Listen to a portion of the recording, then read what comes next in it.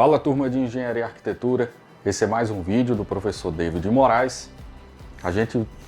Nas últimas aulas a gente tem visto algumas aplicações da equação de Bernoulli e a gente vai dar sequência ao estudo dessas aplicações.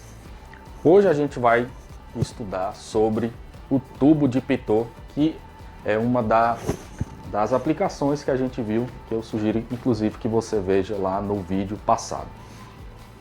O princípio do funcionamento do tubo de Pitot pode ser explicado através desse esquema.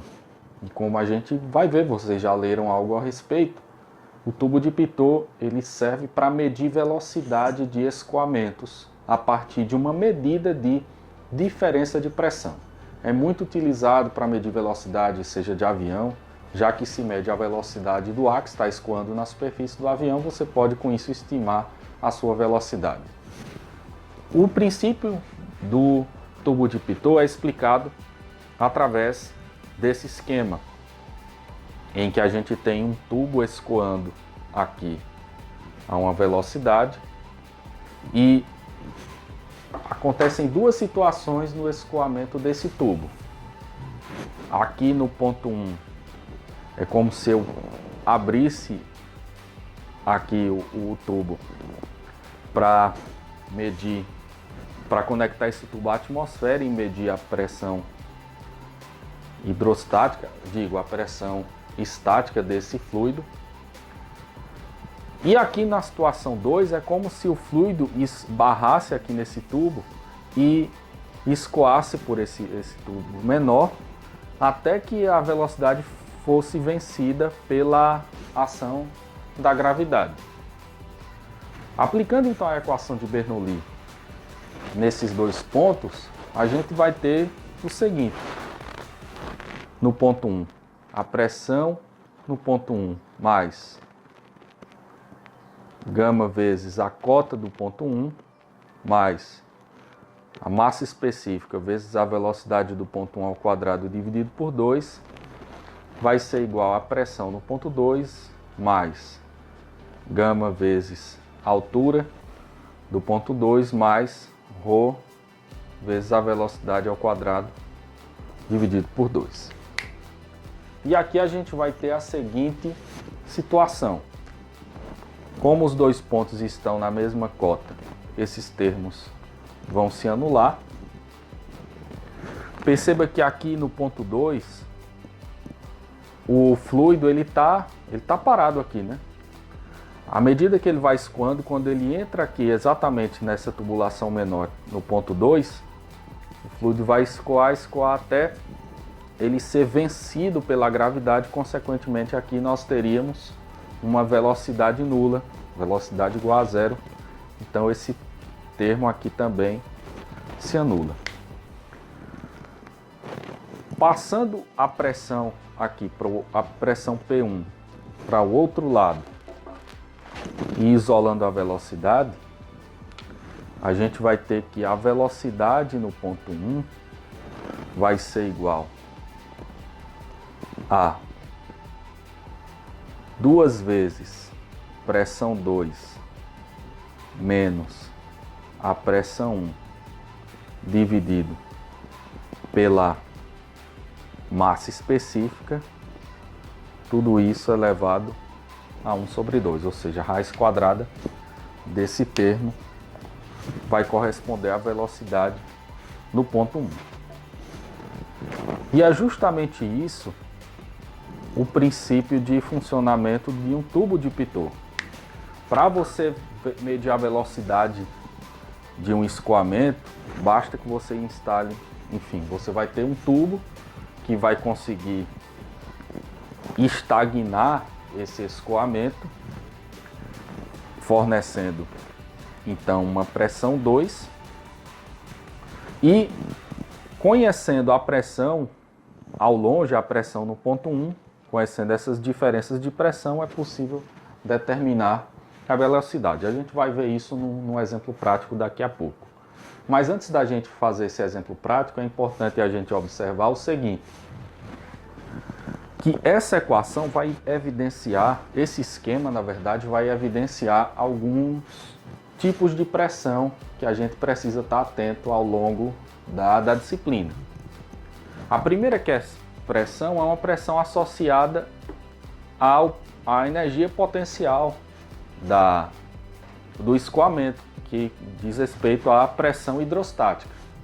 A pressão hidrostática é justamente esse termo γZ. Observe que se eu tenho dois pontos no mesmo potencial, esses termos são anulados. Então, a pressão hidrostática está associada à energia potencial do fluido. Um segundo tipo de pressão observado nesse esquema é a pressão estática. Essa pressão é como se cada vez que eu escolhesse um ponto aqui no fluido, eu furasse, vamos dizer assim, um fluido para conectá-lo à atmosfera. E de acordo com essa altura Hzinho, eu posso descobrir a pressão estática pela equação da hidrostática, Rho vezes G vezes Hzinho. Já a pressão dinâmica é a componente cinética da pressão. É justamente esse termo, massa específica vezes velocidade ao quadrado, dividido por 2. Vai ser um componente dinâmico da pressão no escoamento. E finalmente uma pressão nova que a gente estudou hoje aqui é a pressão de estagnação. Que nesse caso, se nessa equação eu tivesse simplesmente anulado os termos, a gente ia descobrir que a pressão em 2 vai ser igual à pressão 1 mais a pressão dinâmica. A pressão de estagnação é igual à pressão estática mais a pressão dinâmica, ou seja, pressão de estagnação é a pressão quando eu consigo frear, vamos dizer assim, o escoamento. Ela vai ter um componente estático mais um componente dinâmico que vai compor essa pressão de estagnação. Vamos agora então fazer um exercício com essa equação de Bernoulli aplicada para tubo de Pitot. A questão pede o seguinte: determine a velocidade de um carro da F1 considerando os seguintes dados. A massa específica do ar em condições normais de temperatura e pressão a gente pode aproximar para 1,22 kg por metro cúbico. A pressão atmosférica 101,3 kPa e a pressão de estagnação medida 105,3 kPa, ou seja, a pressão de estagnação, pressão medida, vamos dizer assim, no tubo de Pitot. Praticamente a gente tem apenas uma aplicação de fórmula, né? A gente vai ter que a velocidade vai ser igual a raiz de 2 vezes a pressão de estagnação menos a pressão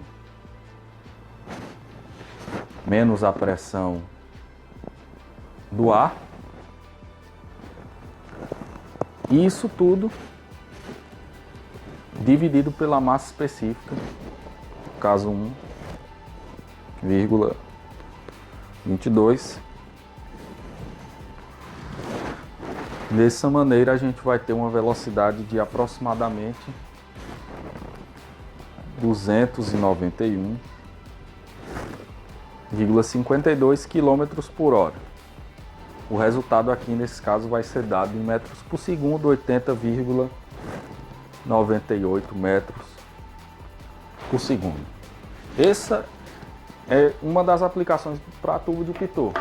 Você, através da medição de uma diferença de pressão, vai conseguir medir velocidade de avião, de carros em alta velocidade. Tá aí uma aplicação interessante. E olha, diferença de pressão dá para medir várias coisas. Pelo tubo de Pitot a gente aprende a medir velocidade. A próxima aplicação que a gente vai ver, que é do efeito Venturi, é que através de uma diferença de pressão a gente consegue medir vazão de escoamentos.